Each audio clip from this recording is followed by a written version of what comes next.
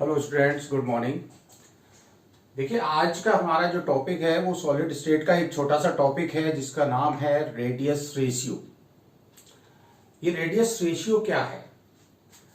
जब भी close packing होती है तो आपको बताया था कि क्लोज पैकिंग में जो पार्टिकल्स होते हैं उनके बीच में वॉइड्स रह जाती हैं। और वो वॉइड्स कौन सी बताई थी? टेट्राहेड्रल वॉइड्स, ऑक्टाहेड्रल वॉइड्स बताई थी। तो जो क्लोज पैकिंग में पार्टिकल है उसका रेडियस और जो वॉइड्स में पार्टिकल आ सकता है उसके रेडियस के रेशियो को ही हम रेडियस रेशियो बोलते हैं। तो इसमें जो रेडियस रेशियो होता है वो जनरली आयनिक कंपाउंड्स के लिए हम इसको यूज करते हैं। आयनिक कंपाउंड्स होते हैं उनमें क्या होता है, जनरली जो एनाइंस होते हैं वो कहाँ आते हैं? वो एनाइंस जो होते हैं बड़े साइज के होने की वजह से क्लोज पैकिंग में होते हैं। और जनरली कैटाइंस जो होते हैं वो वॉइड्स में आते हैं। हम यहाँ पर जनरली वर्ड यूज कर रहे हैं, इसका मतलब ये है हमेशा ऐसा ट्रू नहीं है। कभी कभी कुछ कंपाउंड्स में ऐसा भी है कि जो कैटाइंस होते हैं वो क्लोज पैकिंग में होते हैं और एनाइंस कहाँ आते हैं? वॉइड्स में आते हैं। जैसे आपका CaF2 का स्ट्रक्चर देख लीजिए, कैल्शियम फ्लोराइड का स्ट्रक्चर देख लीजिए, जिसमें क्या होगा, कैल्शियम आयंस जो होंगे वो FCC लैटिस बनाएंगे और जो फ्लोराइड आयंस होंगे वो सारी टेट्राहेड्रल वॉइड्स को कवर करेंगे। तो यहाँ एक बात ध्यान दे दें कि हम यहाँ जनरली वर्ड यूज जो कर रहे हैं वो इसलिए कर रहे हैं कि सामान्यतः ऐसा देखा गया है कि जो एनाइंस होते हैं वो बिगर साइज के होते हैं, कैटाइंस जो होते हैं वो स्मॉलर साइज के होते हैं। तो रेडियस रेशियो क्या है? It is the ratio of cation to the ratio of radius of anion. ये काय का रेशियो है? कैटाइन के रेडियस और एनाइन के रेडियस का रेशियो होता है। तो इसको कैसे हम डिफाइन कर सकते हैं? रेडियस रेशियो को the ratio of cation, generally जो स्मॉलर आयन है, अगर एनाइन स्मॉलर है तो यहां एनाइन भी लिख सकते हैं, स्मॉलर आयन से हमारा यहां पे मतलब है। तो हमने बताया जनरली कैटाइन स्मॉलर होता है, तो the ratio of smaller ion means cation to that of anion, bigger ion, is called radius ratio. इसको हम स्मॉलर आयन का स्मॉल r से रिप्रेजेंट कर रहे हैं, बिगर आयन का रेडियस कैपिटल R से रिप्रेजेंट कर रहे हैं। तो रेडियस रेशियो इक्वल क्या हो जाएगा? Radius of cation means smaller ion upon radius of A9 means bigger ion, और इसको लिख सकते हैं RC अपॉन RA, और radius of cation upon radius of A9. अगर कैटाइन स्मॉलर है तो स्मॉलर R से रिप्रेजेंट कर दिया, एनाइन बिगर है तो कैपिटल R से रिप्रेजेंट कर दिया। तो ये तो रेडियस रेशियो की डेफिनेशन हो गई और उस रेशियो को हम ऐसे रिप्रेजेंट करेंगे। यहां एक बात और देख लें कि RC plus generally radius of void. देखिए, हमने आपको बताया था कि जो छोटा आयन होता है, स्मॉलर आयन होता है, वो कहां जाता है? वो वॉइड में जाता है, जो बीच में जगह होती है उसमें जाके बैठ जाता है। और एनाइंस क्या करते हैं? एनाइंस आपकी वो क्लोज पैकिंग में रहते हैं। तो RA minus anions generally radius of particle in close packing. तो जो क्लोज पैकिंग में पार्टिकल्स हैं उनकी रेडियस को RA माइनस एनाइन की रेडियस मान रहे हैं, और जो पार्टिकल वॉइड्स में बैठे हुए हैं उनकी रेडियस को क्या मान रहे हैं? RC plus. तो ये तो हो गया रेडियस रेशियो। अब रेडियस रेशियो जो है उसका क्या यूज है, इसको हम किस पे अप्लाई करेंगे, ठीक है ना, और इससे क्या आपके बेनिफिट्स हैं तो वो देख लीजिए। Some important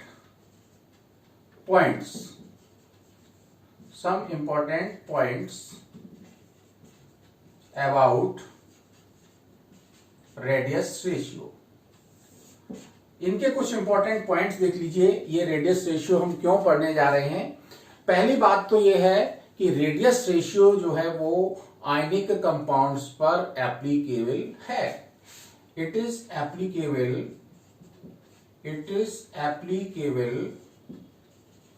on ionic compounds. किस पे एप्लीकेबल है? आयनिक कंपाउंड्स पर एप्लीकेबल है। आयनिक कंपाउंड्स कौन से होते हैं? जैसे आपका NaCl है, CaF2 है, ZnS है, इस तरह के जो कैटाइन और एनाइन से मिलकर बने होते हैं आयनिक कंपाउंड्स होते हैं, इन पर ये रेडियस रेशियो एप्लीकेबल है। दूसरी बात, बहुत ही इंपॉर्टेंट बात है कि अगर रेडियस रेशियो इंक्रीज होगा तो क्या होगा, साइज जो है कैटाइन का बढ़ेगा। इफ रेडियस रेशियो इंक्रीजेस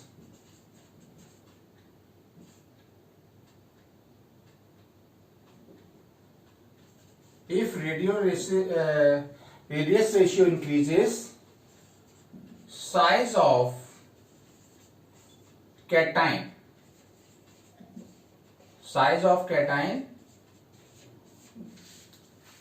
कैसा करेगा, इंक्रीज करेगा। जब कैटाइन का साइज ज्यादा बड़ा हो जाएगा तो क्या होगा, कोऑर्डिनेशन नंबर भी बढ़ेगा एंड greater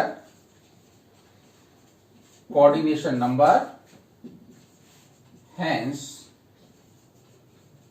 greater stability। इस पॉइंट को ध्यान से देख लीजिए कि जैसे जैसे रेडियस रेशियो इंक्रीज करेगा, जैसे जैसे कैटाइन का साइज आपका बढ़ना शुरू होगा, वैसे वैसे क्या होगा, रेडियस रेशियो बढ़ेगा। भाई रेडियस रेशियो क्या है, size of cation upon size of anion. अगर ये आपका रेडियस रेशियो की वैल्यू बढ़ेगी तो क्या होगा, इसका वो भी बढ़ेगा आपका कैटाइन का साइज। और जब कैटाइन ज्यादा बड़ा होगा, मान लीजिए आपका कोई कैटाइन यहां पर बैठा हुआ है, इसके चारों ओर ये आपके 3 पार्टिकल थे, इसको घेरे हुए 3 पार्टिकल्स हैं, और जब ये बढ़ने लगेगा तो क्या होगा, इसके बीच में जब ज्यादा स्पेस हो जाएगा, ये जो आपके घेरे हुए पार्टिकल हैं वो दूर दूर जाने लगेंगे जब ये साइज बढ़ेगा, और फिर एक नया पार्टिकल यहां पे एकोमोडेट कर जाएगा, तो कोऑर्डिनेशन नंबर बढ़ जाएगा। तो इस तरह से जैसे जैसे आपका कैटाइन का साइज बढ़ता है, कोऑर्डिनेशन नंबर भी बढ़ता है, और कोऑर्डिनेशन नंबर बढ़ता है तो उस कंपाउंड की स्टेबिलिटी भी इंक्रीज होती है। Greater coordination number, greater stability.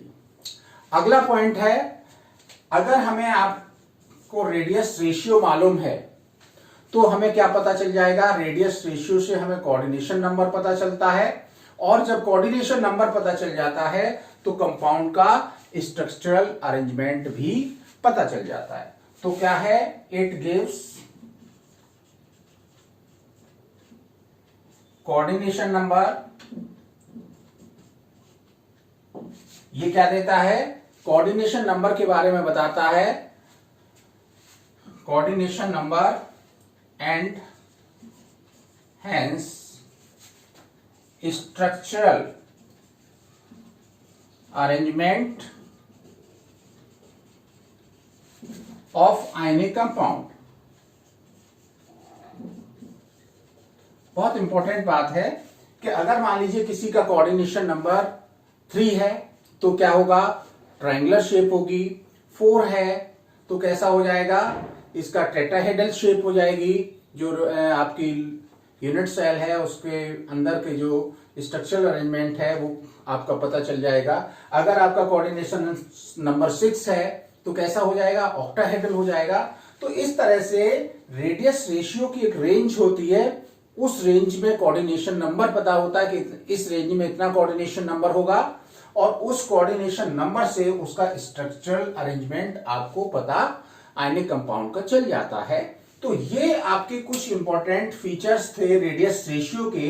क्यों रेडियस रेशियो हम पढ़ें, तो ये चीजें हैं जिसकी वजह से हम रेडियस रेशियो से हमें ये इंफॉर्मेशन मिलती है, इसलिए हम इसका स्टडी करते हैं। तो आप इसको जल्दी से स्क्रीनशॉट लीजिए। अब हम आगे ये डिस्कस करने जा रहे हैं कि क्या क्या आपका रेडियस रेशियो है तो कितना कोऑर्डिनेशन नंबर पॉसिबल होगा और उसका स्ट्रक्चरल अरेंजमेंट किस तरह का होगा।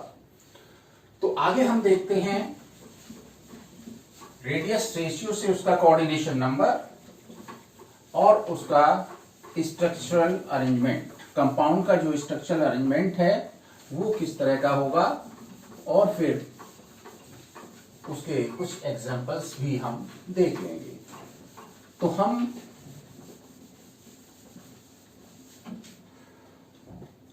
एक टेबुलर फॉर्म में देख लें, यहां पे हम ले रहे हैं रेडियस रेशियो,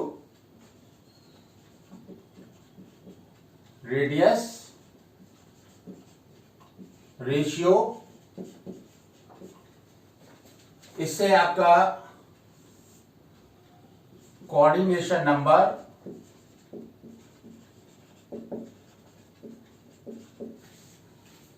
रेडियस रेशियो से आपको क्या पता चल जाता है, कोऑर्डिनेशन नंबर किसका, ऑफ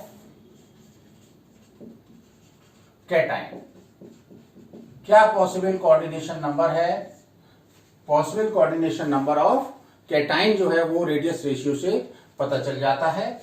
इसके बाद इसका स्ट्रक्चरल अरेंजमेंट क्या होगा, स्ट्रक्चरल अरेंजमेंट, और उसके बाद हम लेते हैं एग्जांपल। तो आपको बता दें कि अगर रेडियस रेशियो का मतलब यह है कि कैटाइन और एनाइन का रेशियो 0.155 से अगर कम होगा तो उसका लीनियर अरेंजमेंट आएगा, उसमें ट्रायंगुलर अरेंजमेंट नहीं होगा। तो इस स्थिति में इसका कोऑर्डिनेशन लीनियर में क्या है, इस तरह का है, ये आपका एक है, दूसरा ये है, बीच में ये आपका कैटाइन है। तो जो आपके पैकिंग में पार्टिकल हैं उनके बीच में जो पार्टिकल आएगा एनाइन के, ये एनाइंस हैं, ये क्या है, एनाइंस हैं, ये कैटाइन है। तो इनका अरेंजमेंट कैसा होगा, लीनियर होगा। और कोऑर्डिनेशन नंबर एग्जाम्पल के तौर पे हम ले सकते हैं BeF2 है, BeCl2 है, BeF2 है, BeCl2 है, ये इस तरह के एग्जाम्पल हो सकते हैं। लेकिन अगर इससे ये लिमिटिंग वैल्यू है, इससे कम होगा तब कोऑर्डिनेशन नंबर 2 होगा। जैसे ही रेडियस रेशियो इस लिमिट पर पहुंचेगा वैसे ही क्या होगा, जो पार्टिकल आपका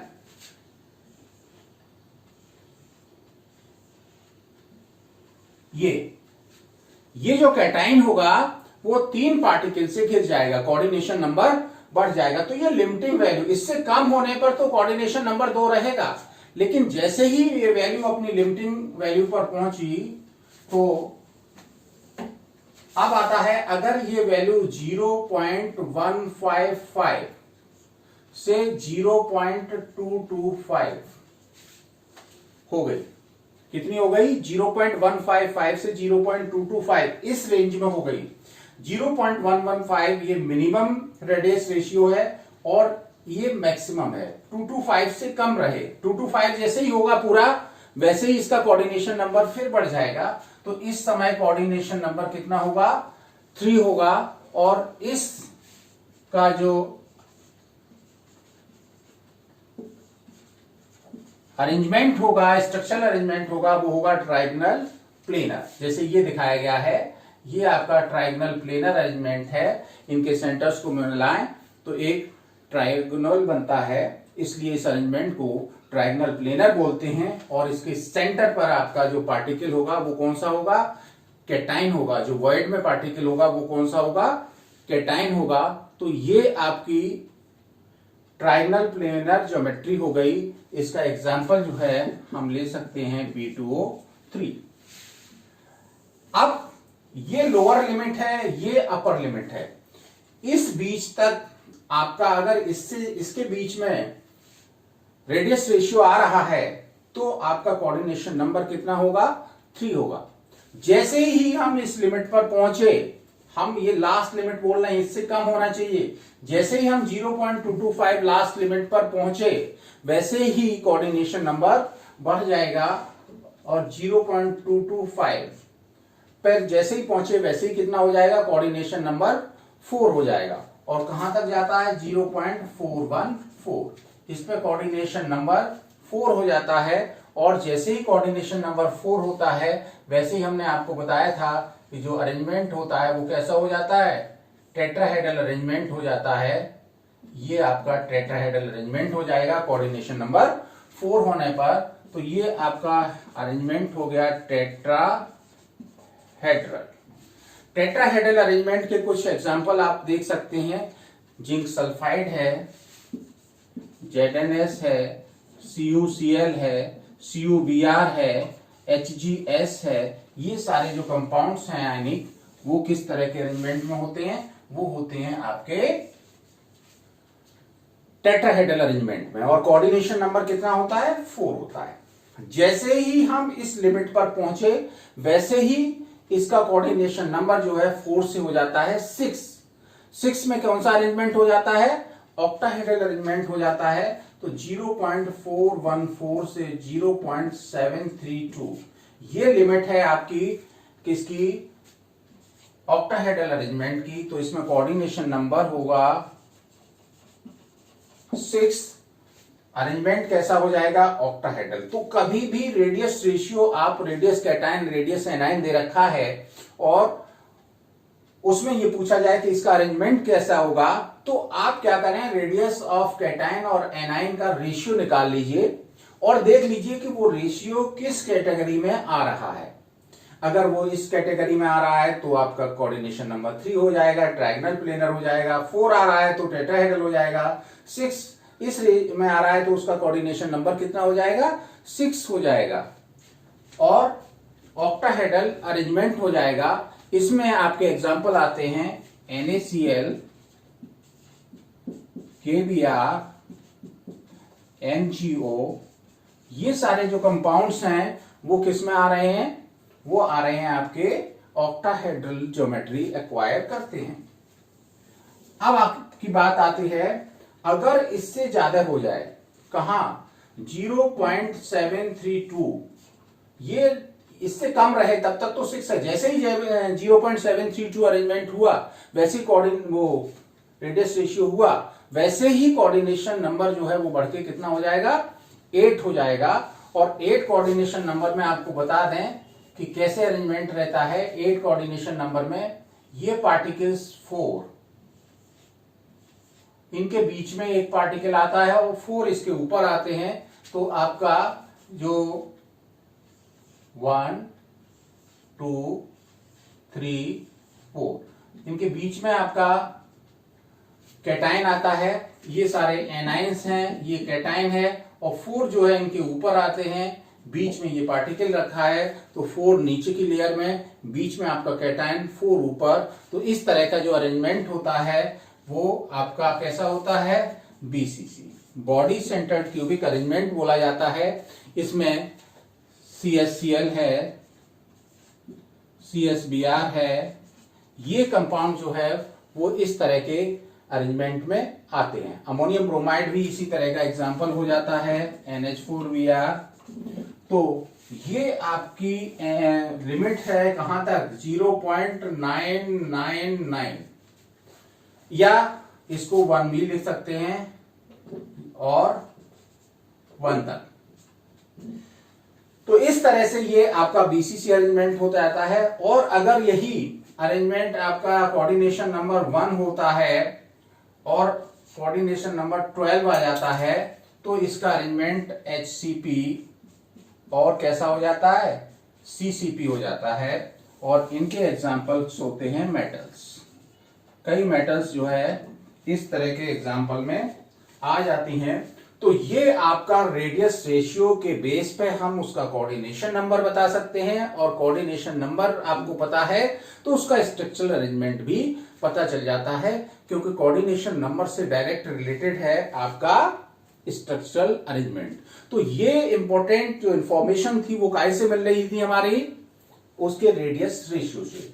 अब बात ये आएगी कि ये रेडियस रेशियो आया कैसे।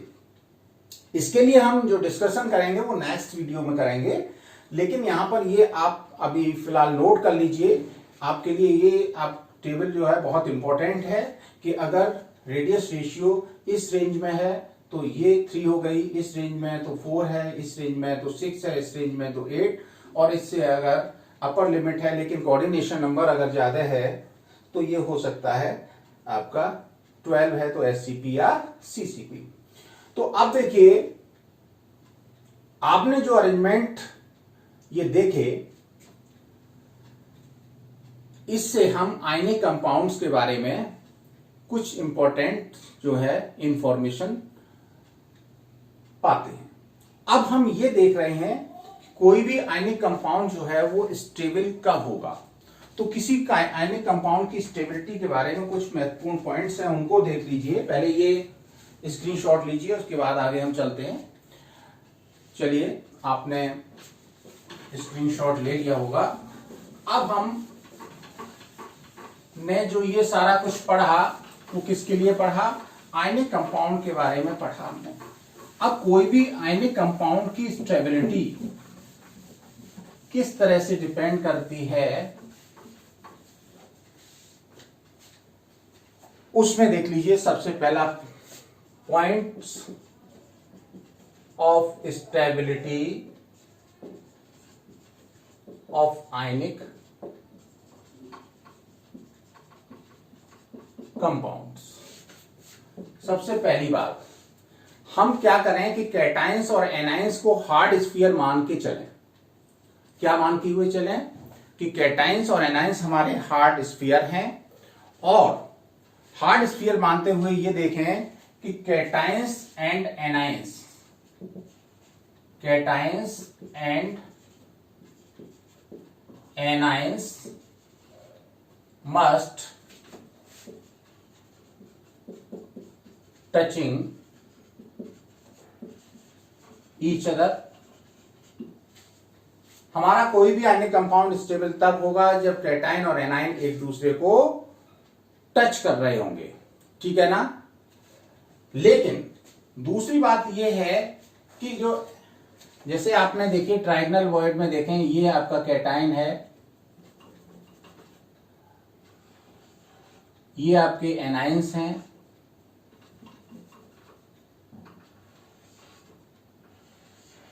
और यहां पे ये कैटाइन है। ये क्या है? एनाइंस है, ये कैटाइन है। अगर ये पोजीशन है, एक पोजीशन क्या हो सकती है? एक पोजीशन आपकी ये हो सकती है, और यहां पे आपका एनाइन आ रहा है, ये आपके एनाइंस हैं, और ये क्या है? बीच में क्या है? ये बीच में आपका कैटाइन है। तो ये जब एनाइन एक दूसरे को टच करते हैं तो वो रिपल्सन की वजह से इसकी एनर्जी हाई हो जाती है, और वो ज्यादा स्टेबल कंपाउंड नहीं होता है। तो होना क्या चाहिए? Generally A9 should not touch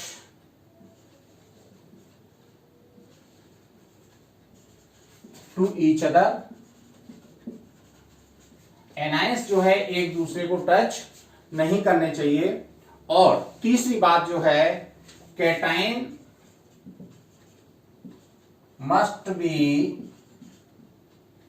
surrounded